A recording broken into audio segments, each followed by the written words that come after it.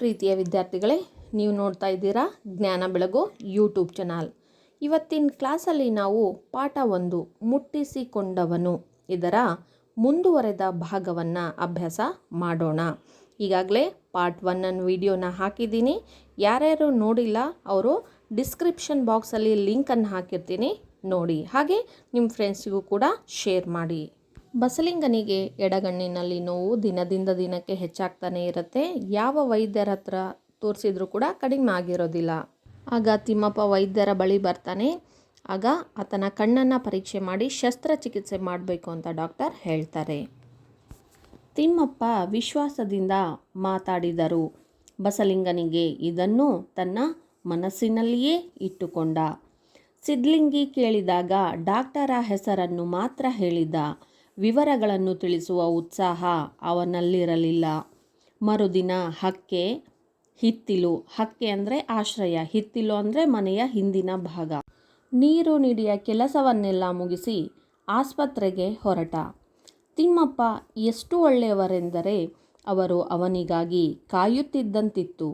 ಬಸಲಿಂಗನಲ್ಲಿ ಅವರಿಗೆ ವಿಶೇಷ ಆಸಕ್ತಿ, ಪ್ರೀತಿ ಮೂಡಿದ್ದವು.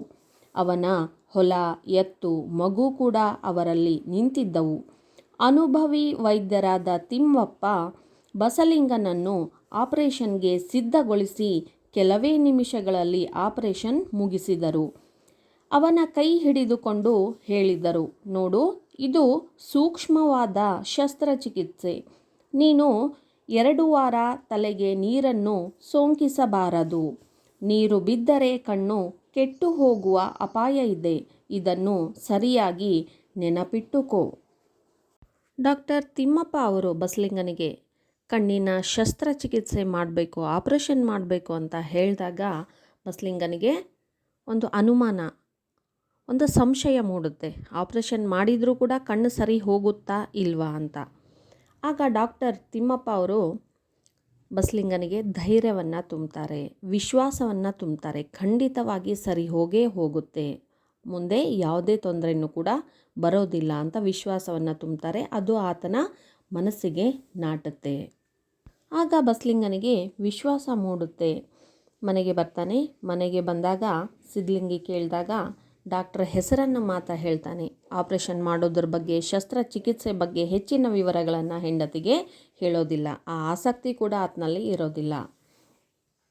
ಮರುದಿನ ಆಪರೇಷನ್ ಮಾಡಿಸ್ಕೋಬೇಕಲ್ಲ, ಶಸ್ತ್ರಚಿಕಿತ್ಸೆ ಮಾಡಿಸ್ಕೋಬೇಕಲ್ಲ, ಅದಕ್ಕೋಸ್ಕರ ಬೇಗ ಎದ್ದಾಳ್ತಾನೆ. ಬೇಗ ಎದ್ದು ತನ್ನ ಎಲ್ಲ ಕೆಲಸಗಳನ್ನು ಮುಗಿಸ್ತಾನೆ. ಹಕ್ಕೆ ಅಂದ್ರೇನು? ಆಶ್ರಯ. ದನದ ಕೊಟ್ಟಿಗೆ ಇರ್ಬೋದು. ಹಿತ್ತಿಲು ಅಂತಂದರೆ ಮನೆಯ ಹಿಂದಿನ ಭಾಗ. ಆ ದನದ ಕೊಟ್ಟಿಗೆ, ಅಲ್ಲಿ ಸಗಣಿ ಬಳಿತಕ್ಕಂಥದ್ದು, ಆ ಕೊಟ್ಟಿಗೆಯನ್ನು ಸ್ವಚ್ಛಗೊಳಿಸೋದು, ದನಗಳಿಗೆ ನೀರುಣಿಸುವಂತಹ ಕೆಲಸ, ತನ್ನ ಎಲ್ಲ ದಿನನಿತ್ಯ ಏನು ಮಾಡ್ತಾನಲ್ಲ ಎಲ್ಲ ಕೆಲಸವನ್ನು ಮಾಡಿದ ನಂತರ ಮುಗಿಸ್ಕೊಂಡು ಆಸ್ಪತ್ರೆಗೆ ಹೊರಡ್ತಾನೆ. ಈ ಕಡೆ ಆಸ್ಪತ್ರೆಯಲ್ಲಿ ಡಾಕ್ಟರ್ ತಿಮ್ಮಪ್ಪ ಅವರು ಬಸಲಿಂಗನ ಬರುವಿಗಾಗಿಯೇ ಕಾಯ್ತಾ ಕುಳಿತಿರ್ತಾರೆ. ಅವರು ಅತ್ಯಂತ ಒಳ್ಳೆಯ ಡಾಕ್ಟರ್ ಆಗಿರ್ತಾರೆ. ಅಂದರೆ ಒಳ್ಳೆಯ ಹೃದಯವನ್ನು ಹೊಂದಿರತಕ್ಕಂಥವ್ರ ಜೊತೆಗೆ ಬುದ್ಧಿವಂತ ಡಾಕ್ಟರ್ ಆಗಿದ್ಕೊಂಡು ಇಲ್ಲಿ ಬಸಲಿಂಗನ ಮೇಲೆ ಒಂದು ವಿಶೇಷವಾಗಿರುವಂಥ ಆಸಕ್ತಿ, ಪ್ರೀತಿ ಅವರಲ್ಲಿ ಮೂಡಿರುತ್ತೆ. ಹಾಗೆ ಬಸಲಿಂಗ ತಾನು ತನ್ನ ಸಮಸ್ಯೆಗಳನ್ನು ಏನು ಡಾಕ್ಟರ್ ಹತ್ರ ತೋಡ್ಕೊಂಡಿರ್ತಾನಲ್ಲ, ಹೊಲದ ಬಗ್ಗೆ, ಆ ಎತ್ತುಗಳ ಬಗ್ಗೆ, ಆ ಮಗುವಿನ ಬಗ್ಗೆ, ಈ ಎಲ್ಲ ವಿಷಯಗಳು ಡಾಕ್ಟರ್ ಮನಸ್ಸಿನ ಮೇಲೆ ನಾಟಿರುತ್ತೆ.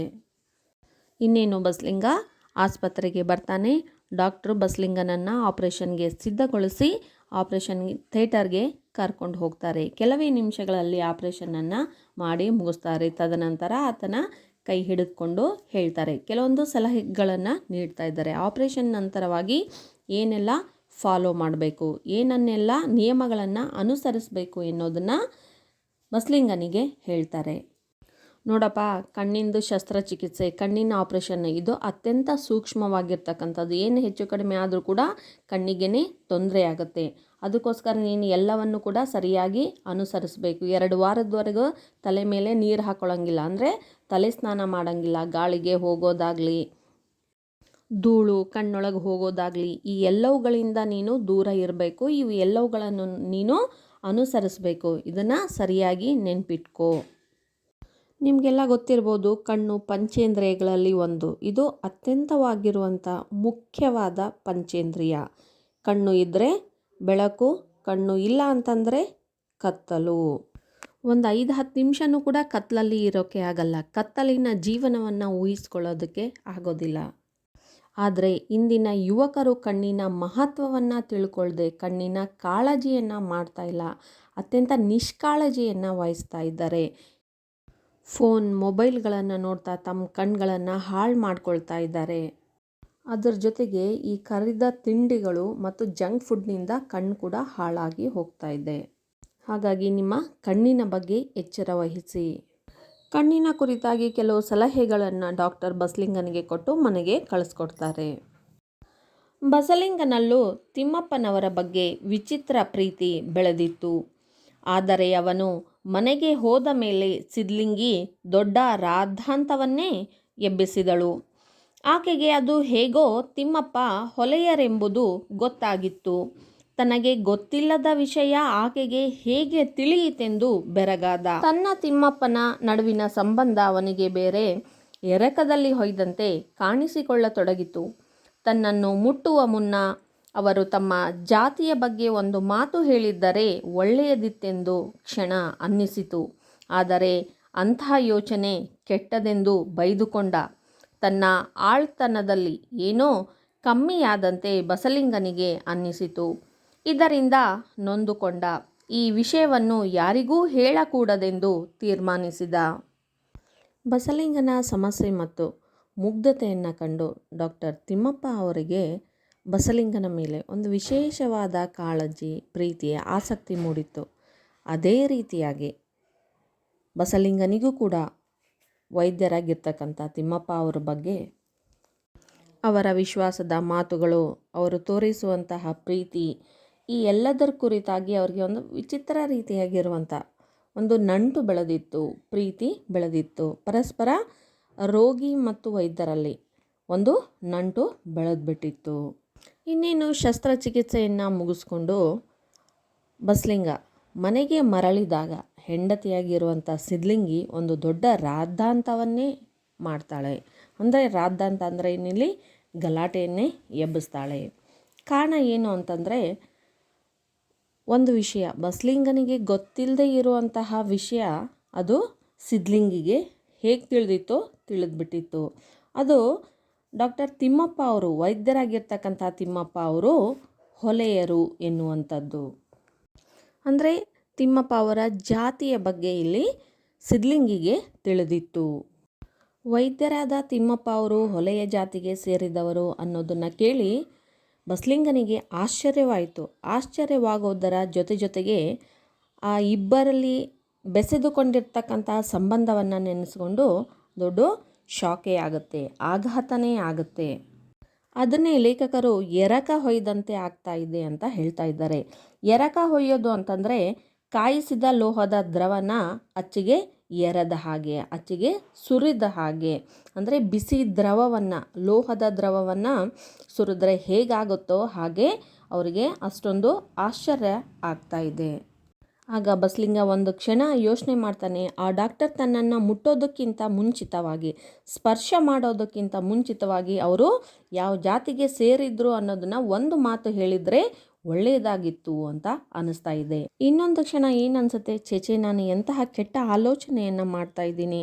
ನನ್ನ ಕಣ್ಣುಗಳನ್ನು ರಕ್ಷಣೆ ಮಾಡಿದವರು, ಉಳಿಸಿದವರು, ಶಸ್ತ್ರಚಿಕಿತ್ಸೆಯನ್ನು ಮಾಡಿ ನನಗೆ ಜೀವವನ್ನು ಕೊಟ್ಟವರು, ಕಣ್ಣನ್ನು ಕೊಟ್ಟವ್ರ ಬಗ್ಗೆ ನಾನು ಯಾವ ರೀತಿಯಾಗಿ ಒಂದು ಮಾನವೀಯತೆ ಇಲ್ಲದೇ ಯೋಚನೆ ಮಾಡ್ತಾ ಇದ್ದೀನಲ್ಲ, ಇದು ತಪ್ಪು ಅಂತ ಒಂದು ಕ್ಷಣ ಅನ್ನಿಸ್ತಾ ಇದೆ.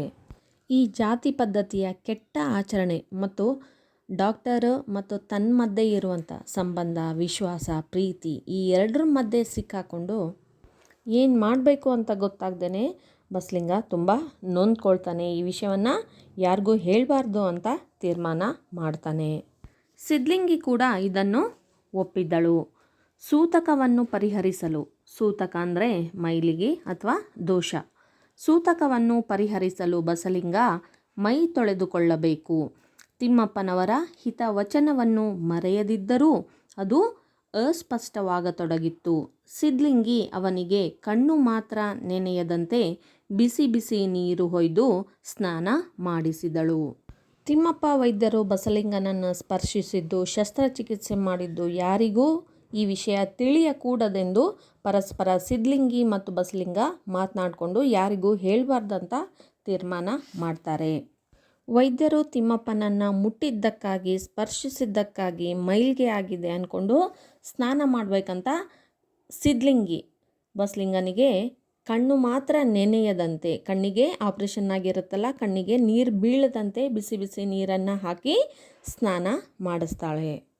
ಈ ಜಾತಿ ಪದ್ಧತಿಯ ಆಚರಣೆಯಲ್ಲಿ ತಿಮ್ಮಪ್ಪ ಅವರು ಹೇಳಿರುವಂತಹ ಸಲಹೆಗಳು: ಶಸ್ತ್ರಚಿಕಿತ್ಸೆಯ ನಂತರ ತಲೆಗೆ ನೀರು ಹಾಕೋಬಾರ್ದು, ತಲೆ ಸ್ನಾನ ಮಾಡಬಾರ್ದು, ಕಣ್ಣುಗಳನ್ನು ಹೇಗೆ ಕಾಪಾಡಿಕೊಳ್ಬೇಕು ಎನ್ನುವಂತಹ ಸಲಹೆಗಳು ಎಲ್ಲ ಮರೆಯಾಗ್ತಾ ಹೋಗ್ತಾವು, ಅಸ್ಪಷ್ಟ ಆಗ್ತಾ ಹೋಗ್ತಾವು, ಆ ನೀರಲ್ಲಿ ಕೊಚ್ಚಿಕೊಂಡು ಹೋಗ್ತಾವು. ಮನಸ್ಸು ಹಗುರಾದರೂ ಪಟ್ಟುಗಳಲ್ಲಿ ಭದ್ರವಾಗಿದ್ದ. ಪಟ್ಟು ಅಂದರೆ ಬಿಗಿಯಾದ ಹಿಡಿತ. ಆಪ್ರೇಷನ್ ಆದ ನಂತರ ಕಣ್ಣಿಗೆ ಕಾಟನ್ ಹಾಕಿ ಪಟ್ಟಿಯನ್ನು ಕಟ್ಟಿರ್ತಾರಲ್ಲ, ಬಿಗಿಯಾಗಿರ್ತಕ್ಕಂಥ ಒಂದು ಪಟ್ಟಿಯನ್ನು ಕಟ್ಟಿರ್ತಾರಲ್ಲ, ಅದು ಭದ್ರವಾಗಿದ್ದ ಎಡಗಣ್ಣು 2 ದಿನ ನೋವಿನಿಂದ ಮುಕ್ತವಾಗಿದ್ದು, 3ನೆಯ ದಿನದಿಂದ ತುಡಿಯತೊಡಗಿತು. ತುಡಿಯತೊಡಗಿತು ಅಂದರೆ ಮಿಡಿಯತೊಡಗಿತು, ಹೊಯ್ದಾಡೋದಕ್ಕೆ ಪ್ರಾರಂಭ ಆಗೋದು, ಮತ್ತು ನೋವು ಶುರುವಾಯಿತು. ಈಗ ಬಸಲಿಂಗ ಇಕ್ಕಟ್ಟಿಗೆ, ಪಶ್ಚಾತ್ತಾಪಕ್ಕೆ ಸಿಕ್ಕಿ ಹಾಕಿಕೊಂಡ. ಸುಳ್ಳು ಹೇಳಲಾರದ ಬಸಲಿಂಗ 1 ವಾರದೊಳಗೆ ತಿಮ್ಮಪ್ಪನವರನ್ನು ಬಿಟ್ಟು ಬೇರೆಲ್ಲ ಡಾಕ್ಟರುಗಳಿಗೆ ತನ್ನ ಕಣ್ಣು ತೋರತೊಡಗಿದ್ದ. ಆದದ್ದು ಹೇಳಿದ. ಅವರು ನೀಡಿದ ಸಲಹೆ, ಔಷಧಿ ಸರಿ ಹೋಗಲೇ ಇಲ್ಲ. ಬೇರೆ ದಾರಿ ಕಾಣದೆ ತಿಮ್ಮಪ್ಪನವರ ಬಳಿಗೆ ಹೋದ. ಅವರು ಅವನನ್ನು ಪ್ರೀತಿಯಿಂದಲೇ ಪ್ರಶ್ನೆ ಕೇಳತೊಡಗಿದರು. ಬಸಲಿಂಗ ಉತ್ತರಿಸಿದ.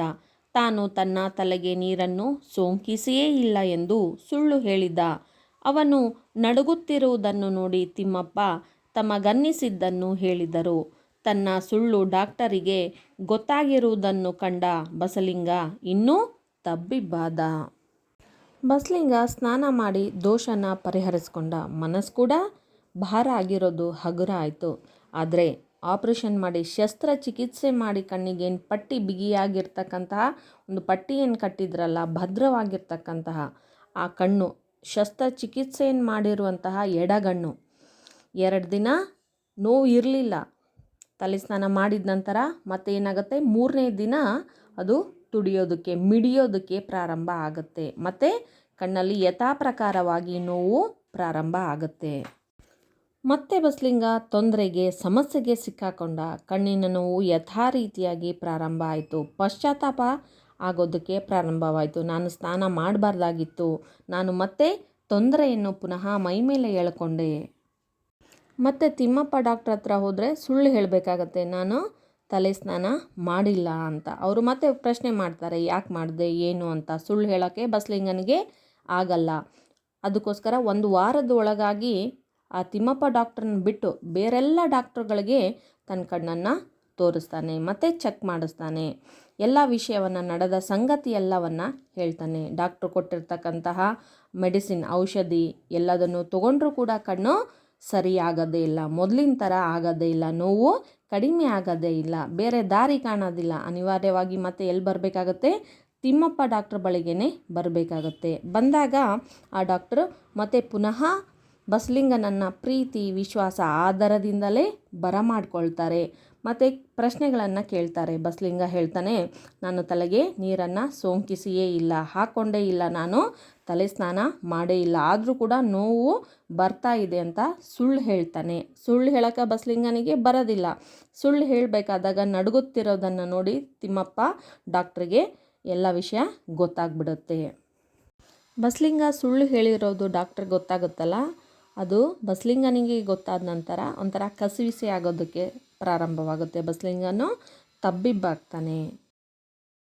ಬಸಲಿಂಗಪ್ಪ, ನೀನು ತುಂಬ ಒಳ್ಳೆಯವನು, ಆದದ್ದು ಆದ ಹಾಗೆ ಹೇಳು ಎಂದು ತಿಮ್ಮಪ್ಪ ತಣ್ಣನೆ ಹೇಳಿದ್ದರು. ಬಸಲಿಂಗ ಜಡಗೊಳ್ಳತೊಡಗಿದ್ದ. ಸುಳ್ಳು ಹೇಳಿದ್ದ ಬಸಲಿಂಗ ಈಗ ಯಾಂತ್ರಿಕವಾಗಿ ಆದದ್ದನ್ನೆಲ್ಲ ಹೇಳಿದ. ತನ್ನ ಎದೆಯ ಭಾರ ಇಳಿದಂತೆ ಸುಮ್ಮನೆ ಮೌನವಾಗಿ ಕೂತ. ಹೆಂಗಾದರೂ ಮಾಡಿ ನನಗೆ ಇನ್ನೊಂದು ಸಲ ಆಪ್ರೇಷನ್ ಮಾಡಿಬಿಡ್ರಿ, ನಿಮ್ಮ ಮಾತು ಮೀರೋದಿಲ್ಲ ಅಂದ. ತಿಮ್ಮಪ್ಪ ಕತ್ತು ಅಲ್ಲಾಡಿಸಿದರು. ಇನ್ನೊಂದು ಆಪರೇಷನ್ನಿಂದ ಏನೂ ಆಗುವುದಿಲ್ಲ ಎಂದು ಹೇಳಿದರು. ಈಗಿರೋ ಗಾಯಕ್ಕೆ ಔಷಧಿ ಕೊಡ್ತೇನೆ, ತಪ್ಪದೆ ಹಚ್ಚಿಕೋ ಎಂದು ಹೇಳಿದರು.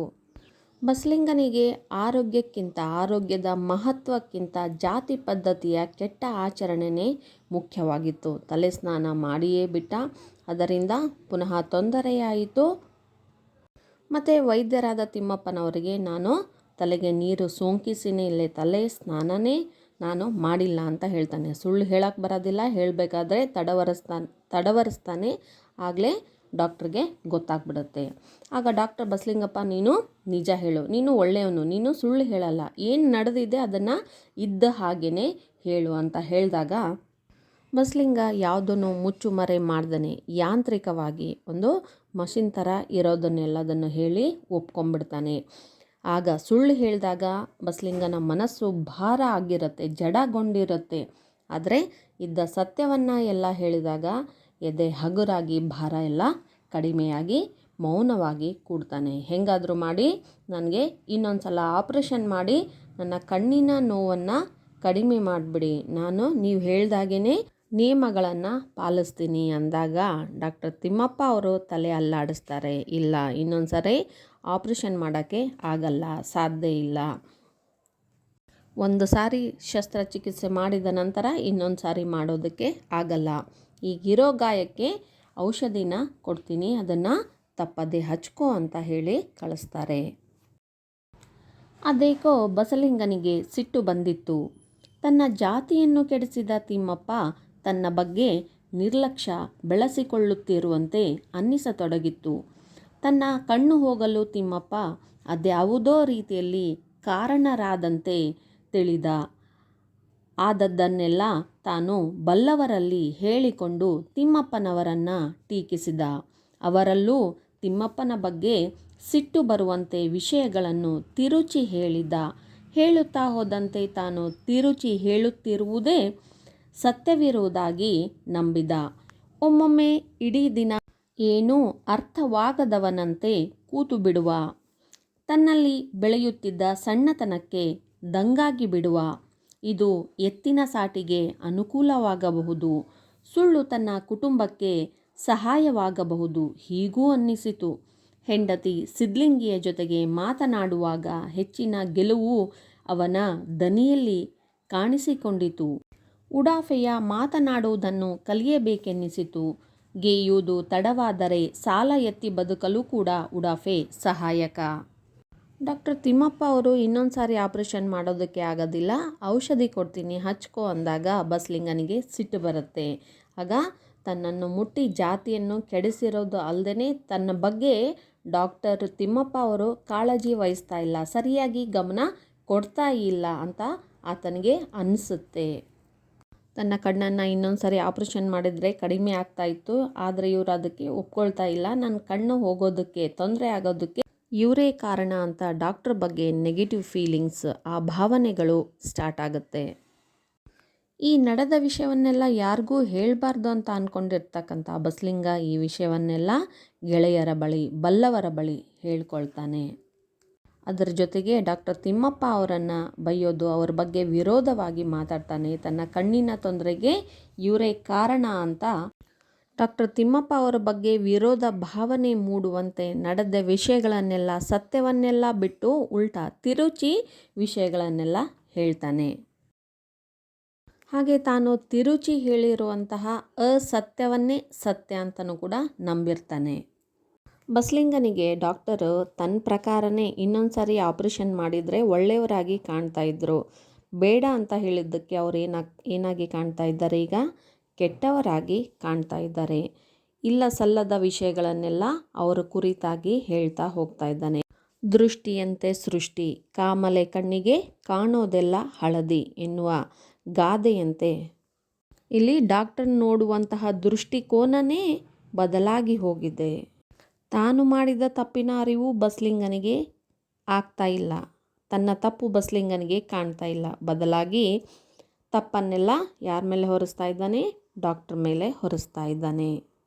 ನೋಡಿ, ಮುಗ್ಧವಾಗಿರುವಂತಹ ಬಸಲಿಂಗ, ಮುಗ್ಧತೆಯನ್ನು ಹೊಂದಿರುವಂತಹ ಬಸಲಿಂಗನ ಒಳಗೂ ಕೂಡ ಇನ್ನೊಂದು ಮುಖ ಇದೆ. ಅದು ಈಗ ಆಚೆ ಬರ್ತಾ ಇದೆ.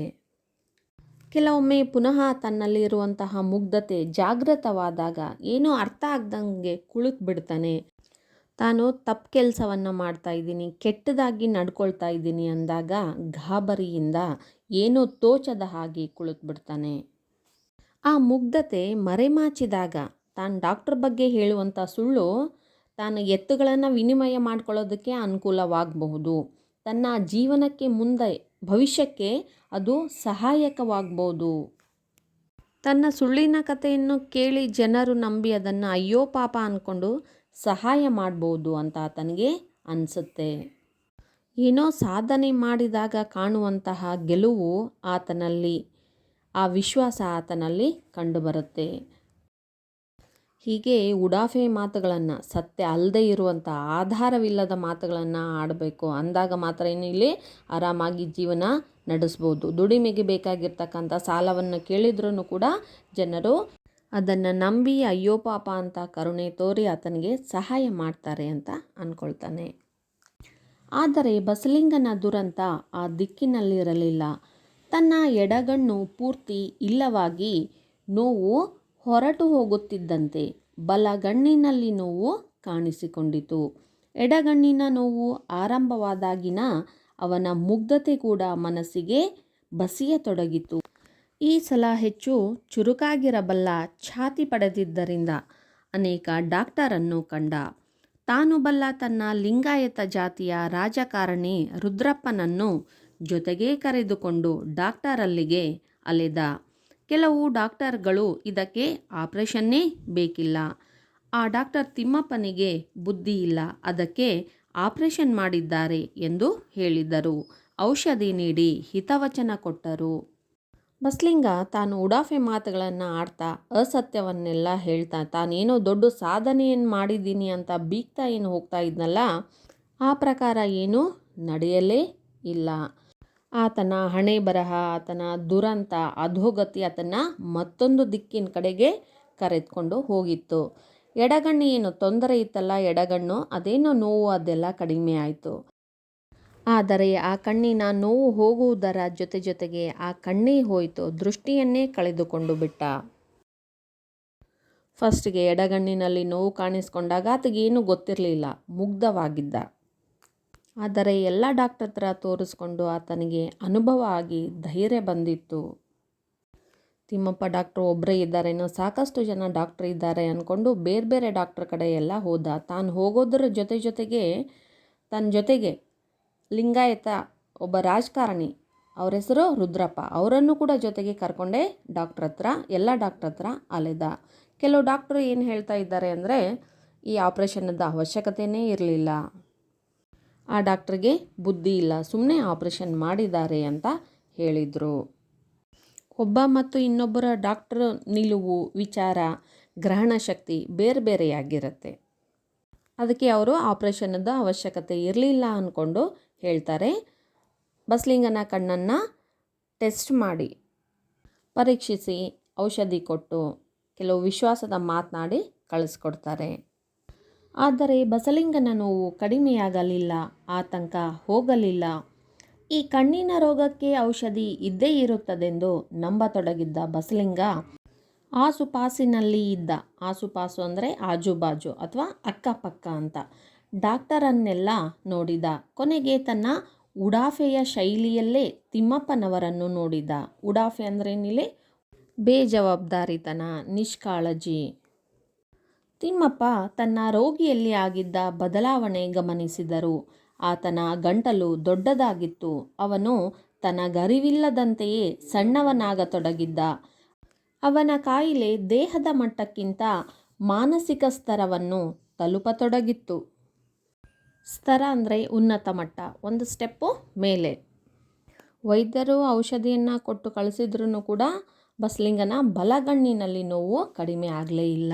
ಆತಗೆ ಭಯ ಹೆಚ್ಚಾಗ್ತಾ ಹೋಗುತ್ತೆ.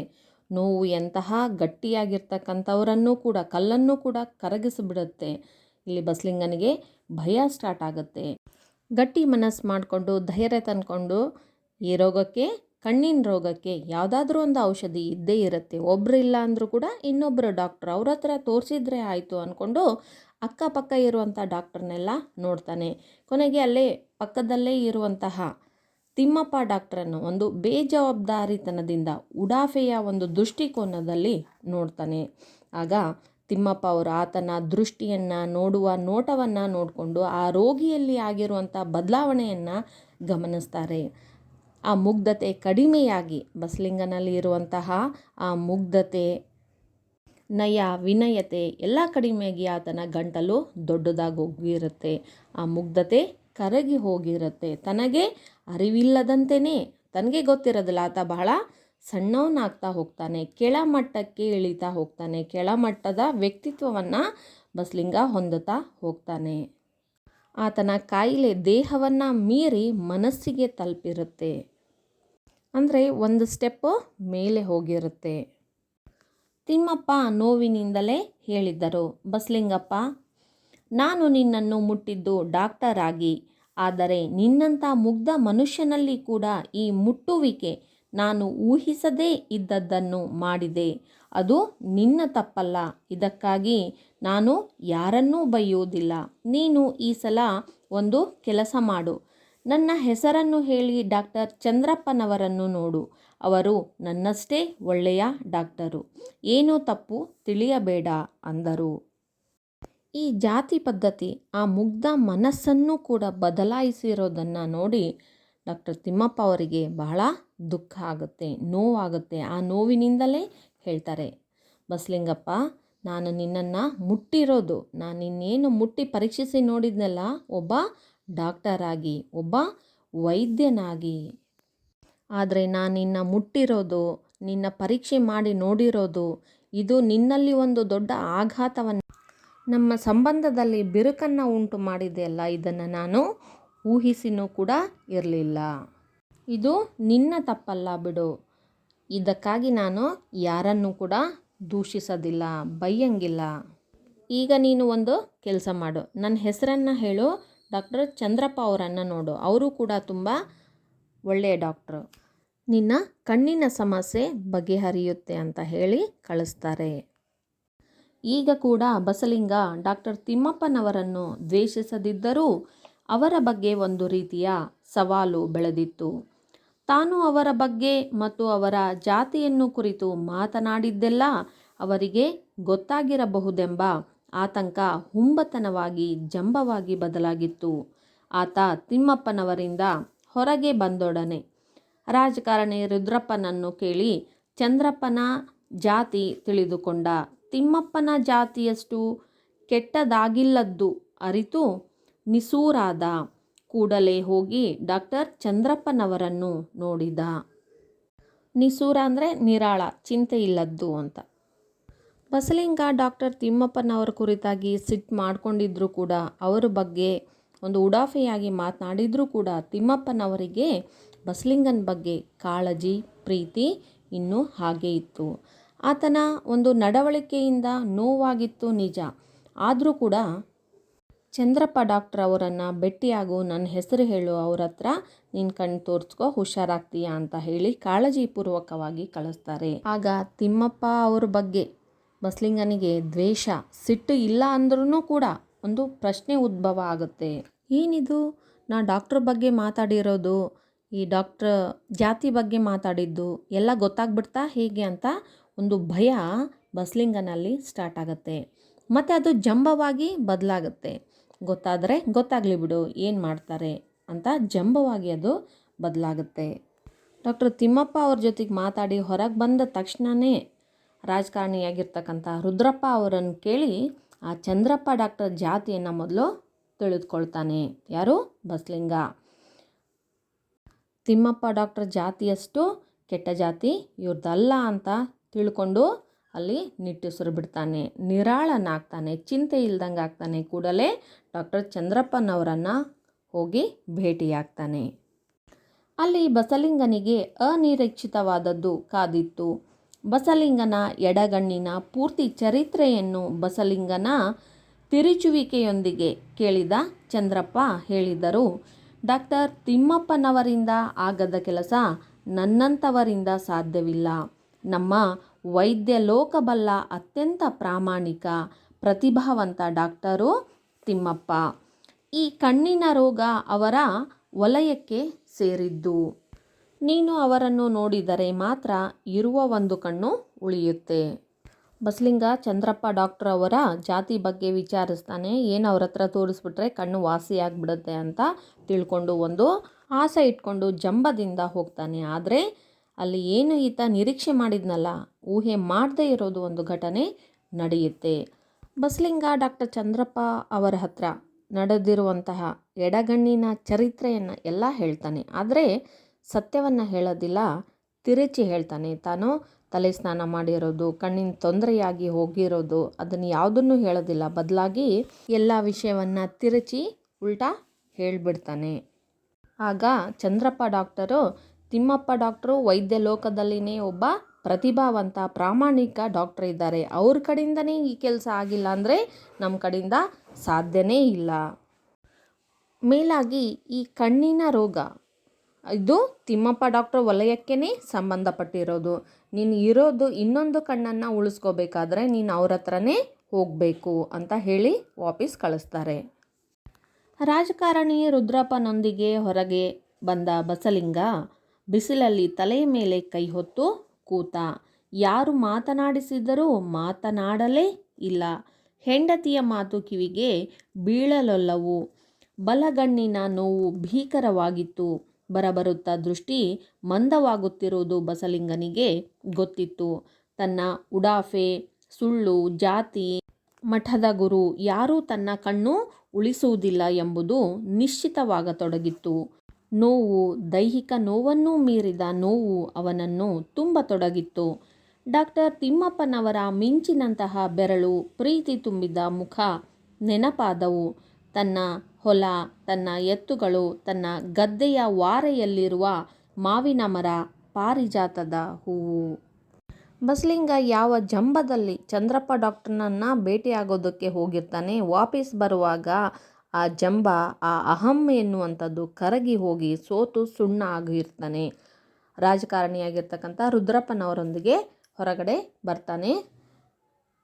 ತಲೆ ಮೇಲೆ ಗುಡ್ಡನೇ ಬಿದ್ದವರ ಹಾಗೆ ಏನೂ ತೋಚದೆ ತಲೆ ಮೇಲೆ ಕೈ ಇಟ್ಕೊಂಡು ಕೂತ್ಕೊಳ್ತಾನೆ. ಯಾರು ಮಾತನಾಡಿಸಿದ್ರು ಕೂಡ ಮಾತಾಡೋದೇ ಇಲ್ಲ. ಹೆಂಡತಿ ಮಾತಾಡಿದ್ರು, ಮಕ್ಕಳು ಮಾತಾಡಿಸಿದ್ರು ಕೂಡ ಯಾರ ಮಾತು ಕೂಡ ಆತನ ಕಿವಿಗೆ ಬೀಳೋದೇ ಇಲ್ಲ. ಅದರ ಜೊತೆಗೆ ಈ ಬಲಗಣ್ಣಿನಲ್ಲಿರ್ತಕ್ಕಂತಹ ನೋವು ಹೆಚ್ಚಾಗ್ತಾನೇ ಹೋಗುತ್ತೆ. ಹಾಗೆ ದೃಷ್ಟಿ ಮಂದ ಆಗ್ತಾನೇ ಹೋಗುತ್ತೆ. ಅದು ಯಾರಿಗೆ? ಬಸಲಿಂಗನಿಗೂ ಕೂಡ ಗೊತ್ತಿತ್ತು. ತನ್ನ ಉಡಾಫೆಯ ಮಾತುಗಳು, ಬೇಜವಾಬ್ದಾರಿತನದ ಮಾತುಗಳು, ಸುಳ್ಳು, ಹಾಗೆ ಈ ಜಾತೀಯತೆ, ಈ ಮಠದ ಗುರು ಕಣ್ಣನ್ನು ಉಳಿಸೋದಕ್ಕೆ ಸಾಧ್ಯ ಇಲ್ಲ ಅನ್ನೋದು ಬಸಲಿಂಗನಿಗೆ ಗೊತ್ತಾಗಿತ್ತು. ದಿನದಿಂದ ದಿನಕ್ಕೆ ನೋವು ಹೆಚ್ಚಾಗ್ತಾನೇ ಹೋಯಿತು. ದೈಹಿಕ ನೋವಿನ ಜೊತೆಗೆ ಹಿಂದೆ ನಡೆದಿರುವಂಥ ಘಟನೆಯೆಲ್ಲ ನೆನೆಸ್ಕೊಂಡು ಮಾನಸಿಕ ನೋವು ಎಲ್ಲೆಯನ್ನು ಮೀರ್ತಾ ಹೋಯಿತು. ಕೊನೆಗೆ ಯಾರು ನೆನಪಾಗ್ತಾರೆ? ಡಾಕ್ಟರ್ ತಿಮ್ಮಪ್ಪನವರು ನೆನಪಾಗ್ತಾರೆ. ಅವರ ಪ್ರೀತಿ, ಪ್ರಾಮಾಣಿಕತೆ, ಅವರ ತುಂಬಿರುವಂತಹ ಆತ್ಮವಿಶ್ವಾಸ, ಪ್ರೀತಿ ತುಂಬಿದ ಮುಖ ನೆನಪಾಗುತ್ತೆ. ಅದರ ಜೊತೆಗೆ ಆತನ ಹೊಲ, ಎತ್ತುಗಳು, ಗದ್ದೆ, ಅದರ ಬದಿಯಲ್ಲಿರ್ತಕ್ಕಂತಹ ಮಾವಿನ ಮರ, ಪಾರಿಜಾತ ಹೂ ಎಲ್ಲವೂ ಕೂಡ ಆತನಿಗೆ ನೆನಪಾಗುತ್ತೆ. ಕಣ್ಣು ಚೆನ್ನಾಗಿದ್ರೇ ಮಾತ್ರ ಇವುಗಳನ್ನು ನೋಡೋದಕ್ಕೆ ಸಾಧ್ಯ, ಮುಂದೆ ಜೀವನವನ್ನು ನಡೆಸೋದಕ್ಕೆ ಸಾಧ್ಯ ಅನ್ನೋದು ಆತನಿಗೆ ಭಾಸ ಆಗುತ್ತೆ. ನೇರವಾಗಿ ತಿಮ್ಮಪ್ಪನವರಲ್ಲಿಗೆ ಹೋದ. ನೋವು ತುಂಬಿದ ಬಲಗಣ್ಣು ಕಂಬನಿ ಸುರಿಯುತ್ತಿತ್ತು. ತಿಮ್ಮಪ್ಪನವರ ಕೈ ಹಿಡಿದುಕೊಂಡ ಅವರನ್ನು ಅಪ್ಪಿಕೊಂಡು ಗಟ್ಟಿಯಾಗಿ ಅಳತೊಡಗಿದ್ದ ತಿಮ್ಮಪ್ಪ ಚಲಿಸಲಿಲ್ಲ, ತಲೆ ನೇವರಿಸಲಿಲ್ಲ ಕೂಡ. ಉಸಿರು ಹತೋಟಿಗೆ ಬಂದಾಗ ಬಸಲಿಂಗ ಏನೇನೋ ಬಡಬಡಿಸಿದ. ಅದು ಅವನಿಗೆ ಮತ್ತು ತಿಮ್ಮಪ್ಪನವರಿಗೆ ಮಾತ್ರ ಗೊತ್ತಾಗುವಂತಿತ್ತು. ಕೊನೆಗೆ ಬಸಲಿಂಗನಿಗೆ ಎಲ್ಲ ಬಾಗಿಲುಗಳು ಮುಚ್ಚಿ ಹೋಗಿದ್ದು. ಬೆಳಕಿನ ಕಿಂಡಿ ತಿಮ್ಮಪ್ಪ ವೈದ್ಯರ ಬಾಗಿಲಿಂದ ಮಾತ್ರ ಕಂಡು ಬರ್ತಾ ಇತ್ತು. ಅದಕ್ಕೆ ನೇರವಾಗಿ ತಿಮ್ಮಪ್ಪ ಡಾಕ್ಟರ್ ಹತ್ರನೇ ಹೋಗ್ತಾನೆ. ಅಲ್ಲಿ ಕಣ್ಣುಗಳಲ್ಲಿ ನೋವು ಕಾಣ್ತಾ ಇದೆ. ಹಾಗೆ ಆ ದುಃಖದಿಂದ ಕಣ್ಣಲ್ಲಿ ನೀರು ಸುರಿತಾ ಇದೆ. ಡಾಕ್ಟರ್ ತಿಮ್ಮಪ್ಪ ಅವರು ಮುಟ್ಟಿ ಪರೀಕ್ಷೆ ಮಾಡಿದ್ದಕ್ಕೇ ತಲೆ ಮೇಲೆ ಸ್ನಾನ ಮಾಡಬಾರ್ದು, ಆಪ್ರೇಷನ್ ಆಗೈತಿ ಅಂದ್ರೂ ಕೂಡ ತಲೆ ಸ್ನಾನ ಮಾಡಿರ್ತಕ್ಕಂಥ ಬಸಲಿಂಗ ಈಗ ಅವರ ಕೈ ಹಿಡಿದುಕೊಳ್ತಾನೆ, ಅವರನ್ನು ತಬ್ಕೊಂಡು ಅಳೋದಕ್ಕೆ ಪ್ರಾರಂಭ ಮಾಡ್ತಾನೆ. ಇಷ್ಟಾದರೂ ಕೂಡ ತಿಮ್ಮಪ್ಪ ಡಾಕ್ಟ್ರಿಗೆ ಬಹಳ ನೋವಾಗ್ಬಿಟ್ಟಿರುತ್ತೆ. ಅದಕ್ಕೆ ಅವರು ಯಾವುದಕ್ಕೂ ಕೂಡ ಪ್ರತ್ಯುತ್ತರ ನೀಡೋದಿಲ್ಲ, ಚಲಿಸೋದಿಲ್ಲ. ಅವರು ಹಾಗೆ ಸುಮ್ಮನೆ ನಿಂತಿರ್ತಾರೆ, ಆತನಿಗೆ ಸಮಾಧಾನ ಪಡಿಸೋದಿಲ್ಲ, ಏನು ಮಾತಾಡ್ದೇ ಹಾಗೆ ನಿಂತಿರ್ತಾರೆ. ಬಸಲಿಂಗನಿಗೆ ಪಶ್ಚಾತ್ತಾಪ ಆಗಿ ಎದೆ ಬಡಿತ ಹೆಚ್ಚಾಗುತ್ತೆ, ಉಸಿರು ಹೆಚ್ಚಾಗ್ತಾ ಇರುತ್ತೆ. ಅದೆಲ್ಲ ಹತೋಟಿಗೆ ಬಂದಾಗ, ಕಂಟ್ರೋಲಿಗೆ ಬಂದಾಗ ಬಸಲಿಂಗ ಮತ್ತೆ ಏನೇನೋ ಮಾತನಾಡೋದಕ್ಕೆ ಪ್ರಾರಂಭ ಮಾಡ್ತಾನೆ, ಬಡಬಡಿಸ್ತಾನೆ. ಅಂದರೆ ಈಗ ನಿದ್ದೆಯಲ್ಲಿ ಕನವರಿಸ್ತಾ ಇರ್ತಾರಲ್ಲ, ತಾವು ಏನು ಮಾತಾಡ್ತಾರೆ ಅನ್ನೋದು ಕೂಡ ಗೊತ್ತಿರೋದಿಲ್ಲ. ಹಾಗೆ ಬಸಲಿಂಗನಿಗೆ ತಾನು ಏನು ಮಾತಾಡ್ತಾ ಇದ್ದೀನಿ ಅನ್ನೋದು ಕೂಡ ಗೊತ್ತಿರೋದಿಲ್ಲ. ಅದು ನೋಡಿದವ್ರಿಗೆ ಈತ ಹಿಂಗೆ ಯಾಕೆ ಮಾಡ್ತಾನ ಅನ್ನೋದು ಕೂಡ ಗೊತ್ತಾಗೋದಿಲ್ಲ. ಆದರೆ ಇದಕ್ಕೆ ಕಾರಣ ಏನು, ಹಿನ್ನೆಲೆ ಏನು ಅನ್ನೋದು ಮಾತ್ರ ಆ ಡಾಕ್ಟರ್ ತಿಮ್ಮಪ್ಪ ಅವರಿಗೆ ಮತ್ತು ಬಸಲಿಂಗನಿಗೆ ಮಾತ್ರ ತಿಳಿದಿರುತ್ತೆ. ಎದುರಿಗೆ ಕುಳಿತಿದ್ದ ಬಸಲಿಂಗನನ್ನು ತಿಮ್ಮಪ್ಪ ಎವೆ ಇಕ್ಕದೆ, ಎವೆ ಅಂದರೆ ರೆಪ್ಪೆ ಇಕ್ಕದೆ ನೋಡಿದರು. ಆತನನ್ನು ತಾವು ಇಷ್ಟಪಡಲು ಕಾರಣವೇನೆಂದು ಚಿಂತಿಸಿದರು. ಅದು ಆತನಲ್ಲಿ ಒಮ್ಮೆ ಇದ್ದು ಈಗ ಮರುಕಳಿಸಿರುವ ಮುಗ್ಧತೆ ಇರಬಹುದು. ಅವನನ್ನು ಕಂಡರೆ ಅವನ ಜಾತಿ ಯಾವುದಿರಬಹುದು ಎಂಬ ಪ್ರಶ್ನೆ ಕೂಡ ತಮ್ಮಲ್ಲಿ ಸುಳಿಯದಿದ್ದುದು ಇರಬಹುದು. ಮನುಷ್ಯನ ನೋವಿಗೆ, ಮನುಷ್ಯನ ತೊಳಲಾಟಕ್ಕೆ, ತೊಳಲಾಟ ಅಂದರೆ ಒದ್ದಾಟ, ಮನುಷ್ಯನಿಗೆ ಸಾಧ್ಯವಾಗುವ ಸಣ್ಣತನ ಮತ್ತು ಒಳ್ಳೆಯತನಕ್ಕೆ ಸಾಕ್ಷಿಯಾಗಿ ಕಾಣುತ್ತಿದ್ದುದು ಇರಬಹುದು. ಬಸಲಿಂಗ ಡಾಕ್ಟರ್ ತಿಮ್ಮಪ್ಪನವರನ್ನು ತಬ್ಕೊಂಡು ಜೋರಾಗಿ ಅಳೋದಕ್ಕೆ ಪ್ರಾರಂಭ ಮಾಡ್ತಾನೆ, ಏನೇನೋ ಬಡಬಡಿಸ್ತಾನೆ. ಆದರೂ ಕೂಡ ಡಾಕ್ಟರ್ ತಿಮ್ಮಪ್ಪ ಯಾವುದೇ ಪ್ರತಿಕ್ರಿಯೆಯನ್ನು ನೀಡೋದಿಲ್ಲ. ಆ ಬಸಲಿಂಗನನ್ನು ಕಣ್ಣು ಬಿಡದೇ ದಿಟ್ಟಿಸಿ ನೋಡ್ತಾ ಇರ್ತಾರೆ. ಪ್ರಾರಂಭದಲ್ಲಿ ಕೂಡ ಬಸಲಿಂಗನ ಬಗ್ಗೆ ಡಾಕ್ಟರ್ ತಿಮ್ಮಪ್ಪ ಅವರಿಗೆ ಪ್ರೀತಿ, ಕಾಳಜಿ, ವಿಶ್ವಾಸ ಮೂಡಿತ್ತು. ಈಗಲೂ ಕೂಡ ಅದೇ ಪ್ರೀತಿ ಅವರಲ್ಲಿ ಮರುಕಳಿಸ್ತಾ ಇದೆ. ಯಾಕೆ ಈ ರೀತಿ ಆಗ್ತಾ ಇದೆ, ಈ ಮನುಷ್ಯನನ್ನು ನೋಡಿ ಪ್ರೀತಿ ಯಾಕೆ ಮೂಡ್ತಾ ಇದೆ ಅಂತ ಯೋಚನೆ ಮಾಡಿದಾಗ, ಈತನಲ್ಲಿ ಇರ್ತಕ್ಕಂತಹ ಮುಗ್ಧತೆ ಇರ್ಬೋದು, ಇಲ್ಲ ಈತನನ್ನು ನೋಡಿದ ತಕ್ಷಣವೇ ಈತ ಯಾವ ಜಾತಿಗೆ ಸೇರಿದ್ದಾನೆ ಎನ್ನುವಂತಹ ಭಾವನೆ ಉಂಟಾಗ್ದೇ ಪ್ರೀತಿ ಹುಟ್ಟುತ್ತೆ, ಅದು ಕಾರಣ ಇರಬಹುದು. ಆತನ ನೋವು, ಆತನ ಒದ್ದಾಟ, ಆ ಮುಗ್ಧ ಮನಸ್ಸಿನಲ್ಲಿ ಚಿಗುರಿದ ಸಣ್ಣತನ, ಪುನಃ ಆ ಸಣ್ಣತನ ಪಶ್ಚಾತ್ತಾಪಕ್ಕೆ ತಿರುಗಿ ಉಂಟಾದಂತಹ ಪುನಃ ಮುಗ್ಧತೆ, ಇದೇ ಈತನಲ್ಲಿ ಪ್ರೀತಿ ಹುಟ್ಟೋದಕ್ಕೆ, ಬಸಲಿಂಗನನ್ನು ಇಷ್ಟಪಡೋದಕ್ಕೆ ಕಾರಣ ಇರಬಹುದು ಅಂತ ಡಾಕ್ಟ್ರು ಮನಸ್ಸಿನಲ್ಲಿ ಅಂದ್ಕೊಳ್ತಾರೆ. ಬಸಲಿಂಗ ಅವರ ನಿಶ್ಚಲ ಕಣ್ಣನ್ನು ನೋಡುತ್ತಲೇ ಇದ್ದ. ನಿಶ್ಚಲ ಅಂದರೆ ಮಿಟುಕಸದೇ ಇರ್ತಕ್ಕಂತಹ ಕಣ್ಣು, ಅಲುಗಾಡದೇ ಇರುವ ಕಣ್ಣು. ತಿಮ್ಮಪ್ಪನವರ ಕಣ್ಣಲ್ಲಿ ತೇವ ಒಸರತೊಡಗಿತು. ಅದು ಕಂಬನಿಯಾಗುವುದಕ್ಕೆ ಮುನ್ನ ಹೇಳಿದ್ದರು, ಈ ಸಲ ತಲೆಗೆ ನೀರು ಸೋಂಕಿಸಕೂಡದು, ಈ ಕಣ್ಣು ಸರಿ ಹೋಗುತ್ತೆ ಎಂದು ಮಾತ್ರ ಹೇಳಿ ಶಸ್ತ್ರಚಿಕಿತ್ಸೆಗೆ ಸಿದ್ಧತೆ ಮಾಡಿಕೊಳ್ಳತೊಡಗಿದರು. ಸುಳ್ಳುಗಳಿಂದ ಮುಕ್ತವಾಗಿದ್ದ ಬಸಲಿಂಗ ಮಗುವಿನಂತೆ ಅವರ ಚಲನವಲನ ನೋಡುತ್ತಾ ಕೂತ. ಡಾಕ್ಟ್ರ್ ಮನಸ್ಸು ದೊಡ್ಡದಿರುತ್ತೆ, ವಿಶಾಲ ಹೃದಯದವರಾಗಿರ್ತಾರೆ. ರೋಗಿ ತಪ್ಪು ಮಾಡ್ತಾನ ಅಂತ ಡಾಕ್ಟ್ರಲ್ಲಿ ತಪ್ಪು ಮಾಡೋದಿಲ್ಲ. ಡಾಕ್ಟ್ರು ರೋಗಿ ಮಾಡಿರುವಂತಹ ತಪ್ಪನ್ನು ಕ್ಷಮಿಸ್ತಾರೆ, ರೋಗಕ್ಕೆ ಚಿಕಿತ್ಸೆಯನ್ನು ಕೊಡ್ತಾರೆ. ಇಲ್ಲಿನೂ ಕೂಡ ಅಷ್ಟೇ, ಡಾಕ್ಟರ್ ತಿಮ್ಮಪ್ಪ ಅವರು ಬಸಲಿಂಗನ ದೇಹಕ್ಕೆ ಅಂಟುಕೊಂಡಿರುವಂತಹ ರೋಗವನ್ನು, ಕಣ್ಣಿನ ತೊಂದರೆಯನ್ನು ಇನ್ನೊಂದು ಶಸ್ತ್ರಚಿಕಿತ್ಸೆ ಮಾಡೋದರ ಮೂಲಕ ಗುಣಪಡಿಸ್ತಾರೆ. ಹಾಗೆ ಮನಸ್ಸಿಗೆ ಅಂಟಿಕೊಂಡಿರುವಂತಹ ಮಾನಸಿಕ ಕಾಯಿಲೆಯನ್ನು, ಈ ಜಾತಿ ಪದ್ಧತಿ ಎನ್ನುವಂಥ ಕಾಯಿಲೆಯನ್ನು ಕೂಡ ದೂರ ಮಾಡ್ತಾರೆ. ಆತನನ್ನು ಒಪ್ಕೊಳ್ತಾರೆ, ಅಪ್ಕೊಳ್ತಾರೆ.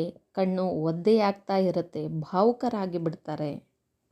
ಇನ್ನೇನು ಕಣ್ಣೀರು ಆಚೆ ಬರ್ತಾ ಇರುತ್ತೆ. ಅಷ್ಟರಲ್ಲೇ ಈ ಸರಿ ಶಸ್ತ್ರಚಿಕಿತ್ಸೆ ಮಾಡಿದ ನಂತರ ತಲೆ ಸ್ನಾನ ಮಾಡಬೇಡ, ತಲೆ ಮೇಲೆ ನೀರು ಹಾಕ್ಕೊಳ್ಬೇಡ, ಕಣ್ಣು ಸರಿ ಹೋಗುತ್ತೆ ಅಂತ ಹೇಳ್ತಾರೆ.